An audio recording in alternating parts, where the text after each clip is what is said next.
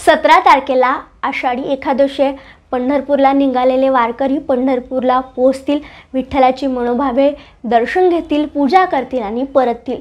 अशामध्येच जेव्हा जेव्हा वारी पंढरपूरला जाते तेव्हा त्या वारीमध्ये विठ्ठलाचा गजर, नाम, अभंग या सगळ्या गोष्टी ऐकायला मिळतात। एकादशी दिवशी विठ्ठलाची गाणी आपण ऐकतो, अभंग आपण ऐकतो आणि याच दरम्यान ज्ञानेश्वरांचा एक अभंग आपल्या कानावर पडतो, तो म्हणजे कानडा हो विठ्ठल कर्नाटकू एणे मज लावेले वेधी। ज्ञानेश्वरांनी हे बोलताना कर्नाटकातील कानडा या प्रांताचा उल्लेख केलाय। एकनाथांनी देखील त्यांच्या 3 अभंगात विठ्ठल आणि कानडा हे नातं रंगवलंय। मग विठ्ठलाला कानडा नेमकं का म्हणलं जातं? विठ्ठल कर्नाटकचा आहे की महाराष्ट्राचा आहे?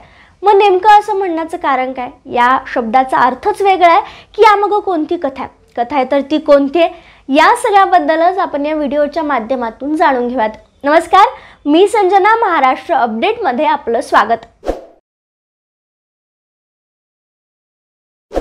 कानडा हो विठ्ठलू कर्नाटकू एणे मज लावेले वेधी। सुधीर फडके यांची चाल आणि महाकवी गदी माडगुळकरांचे शब्द यांनी भक्तिभावाच्या विश्वात भक्त अगदी तल्लीन होतो। मग याचा अर्थ असा आहे की कानडा हा जो शब्द आहे या वाक्यातील त्याचा अर्थ गूढ असा होतो आणि कर्नाटकू म्हणजे लीला दाखवणारा, त्यामुळे गूढ लीला दाखवणारा विठ्ठल म्हणजे पांडुरंग असंही त्याला म्हणलं जातं। अभ्यासकांच्या मते विठ्ठल हा मूळचा कर्नाटकचा आणि तो महाराष्ट्रात येऊन वसला असं देखील काही जण सांगतात। शिवाय पंढरपूरचं प्राचीन नाव पंडरंगी असं आहे आणि हा शब्द मूळचा कर्नाटकचा आहे आणि म्हणूनच विठ्ठलाला पांडुरंग असं नाव पडलं असं देखील काही ठिकाणी सांगितलं जातं। शिवाय या कानडा पांडुरंगू या शब्दामागं, या ओळीमागं एक कथा देखील सांगितली जाते। आता ती कथा कोणती आहे हे आपण जाणून घेऊयात। मूळचा विठ्ठल हा महाराष्ट्राचा, पण त्या काही झालं असं की विजयनगरचा जो राजा होता कृष्णदेवराय तो पराक्रमी होता, शूर होता, लढाया करायचा, देवी देवतांचं स्मरण करायचा, भक्ती करायचा, तो देवी देवतांशी बोलायचा, एवढी त्याची निस्सीम भक्ती होती। हा कृष्णदेवराय जेव्हा महाराष्ट्रात पंढरपुरात आला तेव्हा तो विठ्ठलाची मूर्ती, विठ्ठलाचं रूप पाहून अतिशय भाला, विठ्ठलाची भक्ती करू लागला। त्याने इतकी भक्ती केली की तो विठ्ठलांशी बोलायला देखील लागला। याच वेळी पुन्हा परत जात असताना, विजयनगरला परत जात असताना कृष्णदेवरायांनी विठ्ठलाला विजयनगरला येण्याची विनंती केली। विठ्ठलाने देखील मान्य केली, पण त्यावेळी विठ्ठलांनी एक अट घातली। विठ्ठल कृष्णदेवराय राजाला म्हणाले, मी तुझ्यासोबत विजयनगरला यायला तयार आहे, पण माझी एक अट आहे, ती म्हणजे तू माझ्या भक्त संप्रदायाला दुखवायचं नाही।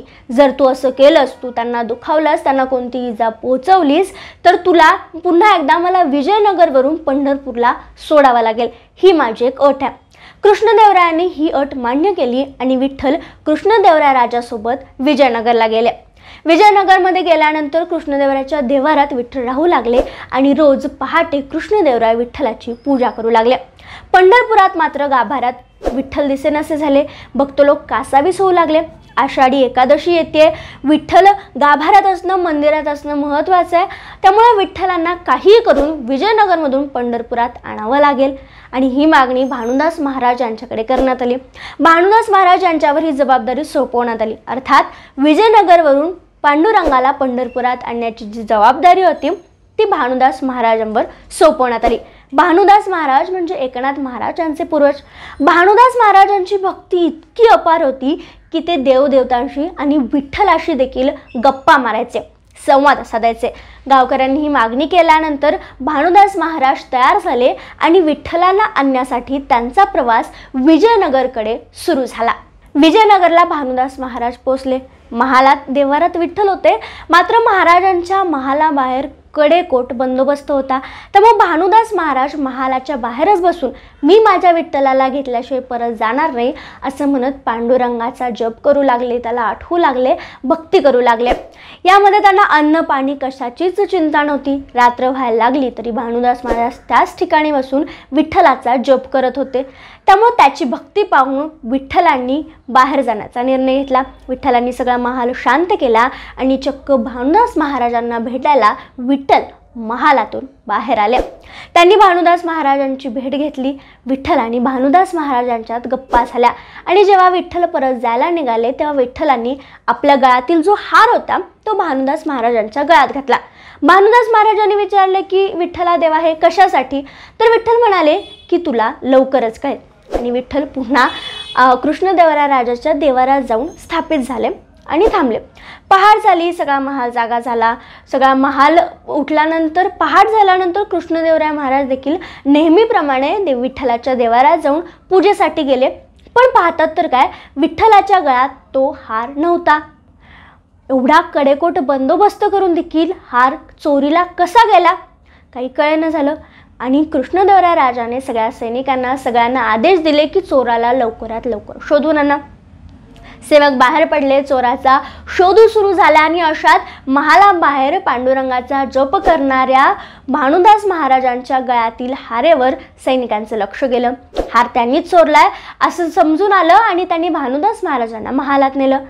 विठ्ठलाच्या गळ्यातील हार चोरून तुम्ही सगळ्यात मोठी चूक केली आणि तुमच्या चुकीची शिक्षा म्हणजे फाशी आहे असं फरमान कृष्णदेवराय राजाने काढलं. आणि मग काय, भानुदास महाराजांना फाशीची शिक्षा देण्यात आली.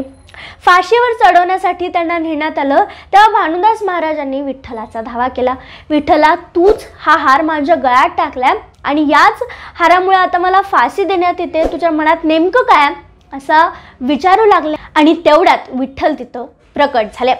आणि तेव्हाच ते कृष्णदेवराय महाराजांना म्हणाले, राजा तू चुकलास. हा कोणी चोर नसून हा माझा भक्त आहे. तो माझी भक्ती करतो. हा माझा प्रिय भक्त आहे आणि त्या माझ्या भक्ताला तू त्रास दिलास आणि ज्याप्रमाणे मी अट घातली होती ती अट तू मोडलीस. माझ्या भक्ताला तू त्रास दिलास, त्यामुळे आता तुला मला पंढरपूरला परत सोडावं लागेल. मग काय, कृष्णदेवराय हा शब्दाचा पक्का होता.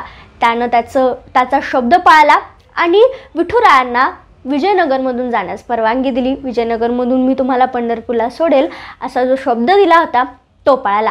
आणि मग काय, विठ्ठलांनी लहान मूर्तीचं रूप घेतलं आणि भानुदास महाराजांसोबत ते विजयनगरवरून पंढरपूरला यायला लागले.